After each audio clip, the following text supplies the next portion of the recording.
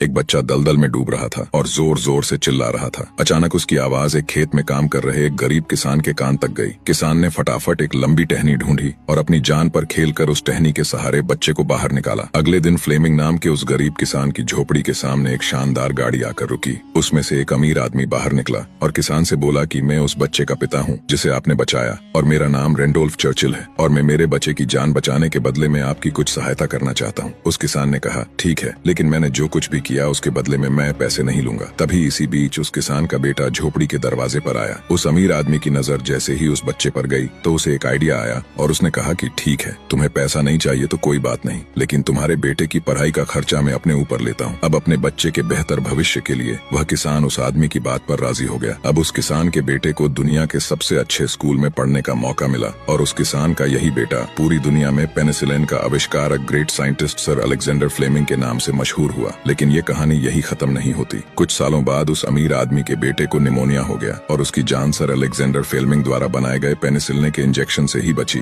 और उस अमीर आदमी के बेटे का नाम था विंस्टन चर्चिल, जो 2 बार ब्रिटेन के प्रधानमंत्री रहे। दोस्तों, शायद इसीलिए कहते हैं कि कर्म हमेशा घूम कर आते हैं। इसलिए हमेशा दूसरों का अच्छा करें ताकि आपके साथ भी हमेशा अच्छा हो।